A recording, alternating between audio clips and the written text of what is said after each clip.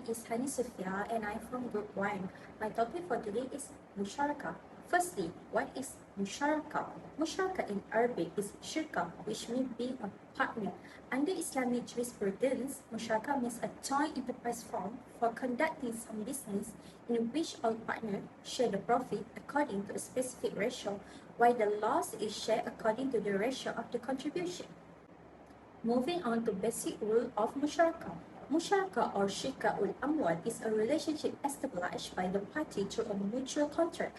Therefore, it goes without saying that all the necessary ingredients of a valid contract must be present here also. For example, the party should be capable of entering into a contract. The contract must take place with a free consent of the party without any tools for. Next, the basic rule of capital. The capital in a musyarakah agreement should be quantified, maklum, meaning how much, specified muta'ayyan, meaning specified currency, not necessarily be merged. The missing of capital is not required, not necessarily be in a liquid form. Capital share may be contributed either in cash or liquid or in the form of commodities. In case of a commodity, the market value of the commodity should determine the share of the partner in the capital. So for now I'm going to talk about management of Musyarakah. Musyarakah is a form of partnership in Islamic finance where two or more parties contribute capital and share their profit and losses based on a pre-agreed ratio. The management of Musyarakah involves various aspects to ensure effective governance and decision making within the partnership. Here is some summary of the key consideration in the management of Musyarakah. So, there are 7 key considerations based on the management of Musyarakah. The first one is the agreement and documentation. Second one is their decision making. The third one is the board of directors. The fourth one is financial reporting and transparency. The fifth one is the risk management. The sixth is their resolution, and lastly is their profit distribution. We continue with the uses of Musyarakah. Uses of Musyarakah is divided by 2, which is started with the asset and also their liability. So let's move on with the asset. The first one, asset, financing business asset. Musyarakah can be employed as a means of financing business asset. In this case, 2 or more partners pool their capital to acquire asset jointly. The profit and losses generated from the assets are shared based on the agreed upon ratios. This allows for share ownership and also their sharing, aligning with the principle of Islamic finance. Second one, real estate investment. Musyarakah can be utilized for real estate investment, where partners pool their capital to acquire and develop properties. Their partnership can own and manage the real estate, and also their profit generated from rental income or property sales are distributed according to the agreed upon ratios. Musyarakah provide a cooperative approach to investing in real estate, adhering to Islamic principle. Okay. So let's talk about liabilities. Liabilities management. Musyarakah can also be utilized to manage liabilities.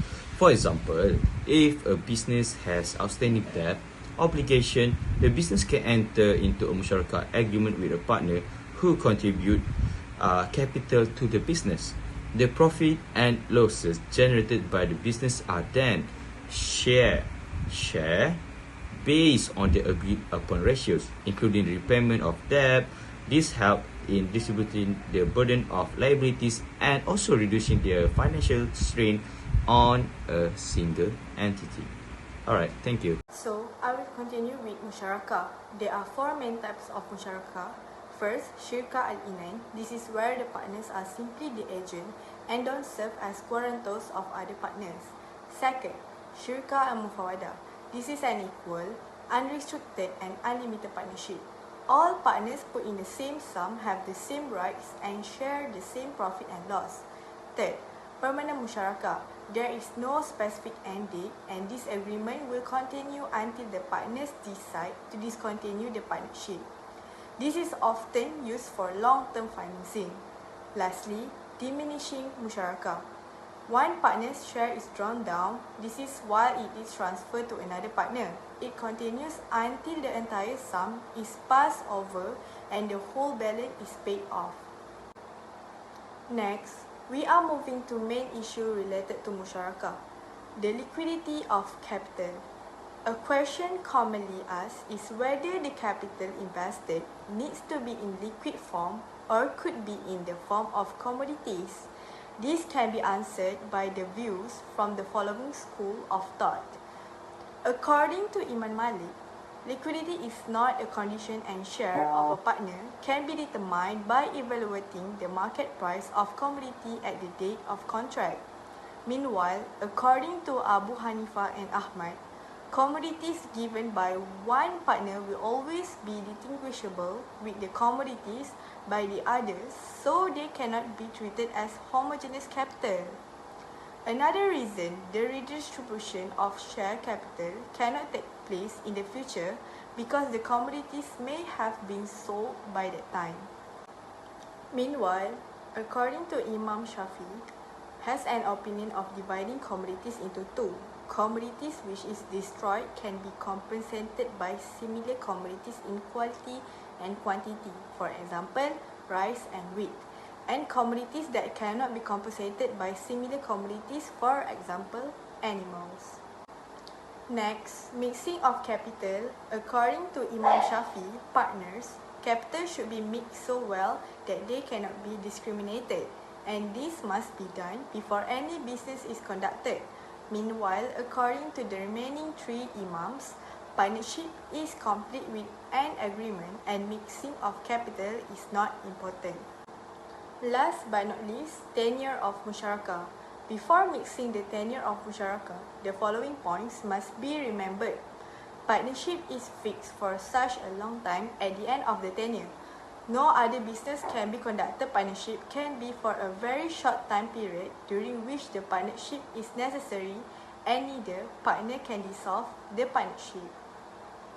Hi everyone, my name is Nur Batrisha from RBA 2424B. I'm from Group 1. Now me and my friend Farah Yasmin will be representing our group to present the topic of Hiwalah. What is Hiwalah? According to the language, the meaning of Hiwalah is al-intikal and al-tahwil. The meaning is transfer.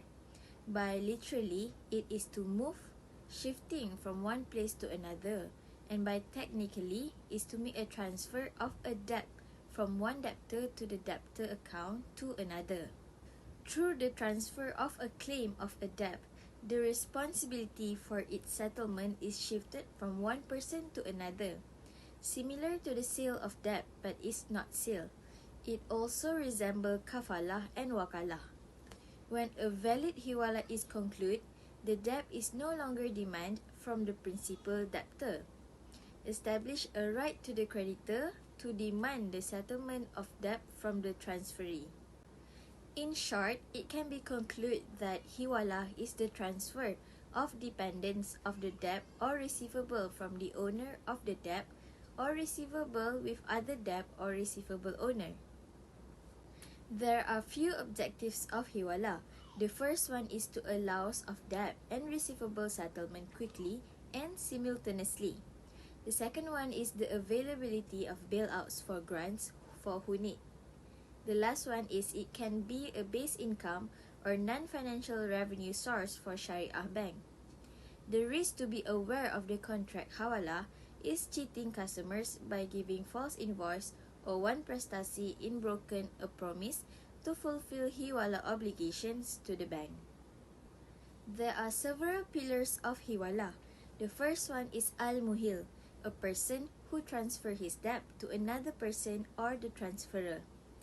The second one is al-muhal, a creditor whom his property or debt is transferred to be paid by another person instead of his debtor or the transferee. The third one is al-muhal alayhi, a person who accepts a hiwalah to himself or the payer. The fourth one is al-muhal bih, the things which is transferred by hiwalah or the debt. And the last one is sigah, offer and acceptance. There are two categories of hiwalah. The first one is Hiwalah al-Muqayyadah. Hiwalah al-Muqayyadah is transfer as changing from debt payment of Muhil, first party, to Muhal, second party. This Hiwalah is a restricted transfer. For example, A has debt to B for about 5 dirham, meanwhile B has debt to C for about 5 dirham. Then B transfer his right to prosecute receivable which located in C to A to exchange compensation the payment of the debt B to A.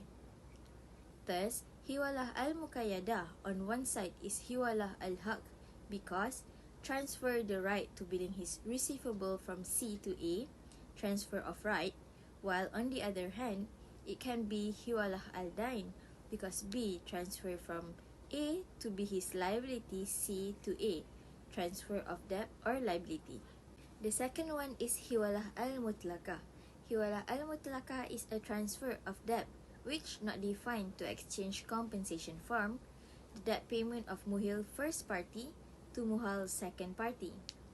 This Hiwalah is an absolute transfer.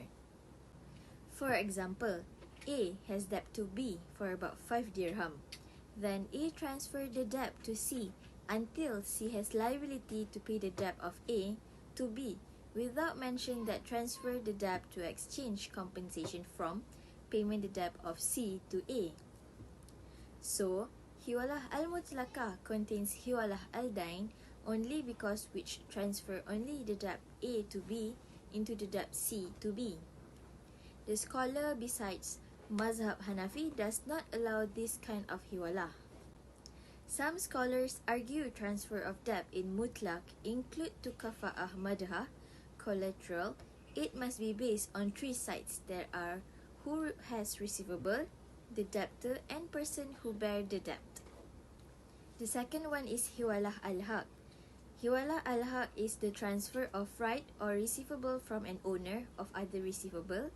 It is usually done when the first party owes money on the second party. He paid his debt with its receivable on the other side. If payment of goods or objects, so that action is named as Hiwalah Haq. Owner of receivable in this case is Muhil because he who transfers to other to transfers of right. So, if which is transferred is the right to demand the debt, transfer of right is called Hiwalah al-Haq. Hi and Assalamualaikum. My name is Faris binti Zulkifli and I will be presenting about the condition of Hiwalah. There are 7 conditions of Hiwalah. The first one is the parties must legally competent to act independently. Second one is the relevant parties shall give their consent on the Hiwalah agreement. The third one is the acceptance of the creditor and the transferee should be given during the session of the contract. The fourth one is the subject matter of Hiwalah should be debt and not a specific thing. And then for the fifth one is both the transferred debt and debt to be used for settlement should be known and transferable. Also, the principal's debtor or al-muhil should owe a debt to the creditor al-muhal. And lastly, the transferee should owe a debt to a principal debtor. Now, moving on to termination of Hiwalah. There are 4 termination of Hiwalah. The first one is mutual agreement among contracting parties to terminate Hiwalah. They need a mutual agreement, which means that both parties decided that they wanted to terminate Hiwalah, then you can terminate Hiwalah. If only one person wanted to terminate Hiwalah, it will be uncount so that your Hiwalah won't be terminated. And the second one, the settlement of debt by the payer to the transferee. So the payer should settle his or her debt to the payee so that the termination of Hiwalah can happen. Then the debt of the payer and the transferee inherit the payer property. Okay, if the payer died in unexpected circumstances, the transferee can inherit the payer properties. Then lastly, the debt has been written off by the transferee. That means that the transferee decided to written off the debt, which means you don't have any debts anymore as a payer. So then the Hiwalah can be terminated. And now, I will move on to my last point, which is modern application of Hiwalah. So there are two modern application of Hiwalah, which is Suftajah, bill of exchange, and other banking product and facilities. So for Suftajah, what is Suftajah? Suftajah is something that enable a debtor to make payments in another place through his agent or second person. That's mean a debtor, which is a payee, are able to make payment in other places through his agent or second person, or you can say that he or she can ask for her families or the husband to pay the debt for him at another place. Okay, for example, this is another example, which is a person give a portion of his property to a merchant to pay to another person in a different country. The sender benefit by insuring himself against the risk of transferring that property himself.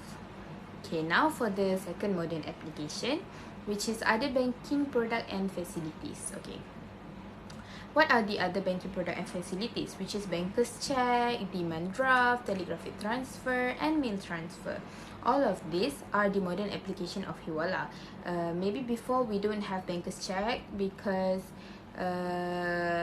it was a long time ago, and maybe we don't have demand draft, we don't have telegraphic transfer or mail transfer, such as when you buy something online, you can get the receipt. Maybe in the past we can get that, but now in the modern era, we can absolutely have the receipt or telegraphic transfer, and there is no excuses for you not to pay your Hiwalah.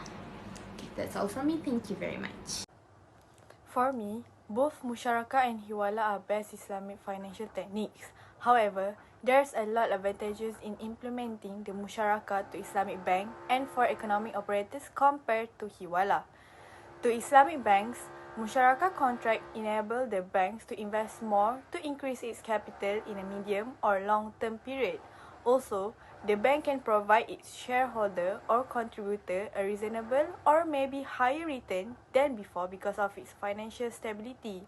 It is a much cheaper or more sustainable mode of financing or asset acquisition in general and home financing in particular than traditional loan asset financing.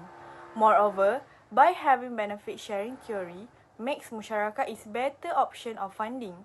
Other than that, this contract follows the Maqasid Al-Syariah, which promote masalah people welfare by making it easier for customer to finance their acquisition of assets. It eliminates people hardship and serve the public interest, which is good. Furthermore, using the Musyarakah model, the interest or known as riba can be totally avoided, which market is model is more Islamic than conventional, which is using debt-based mode of finance.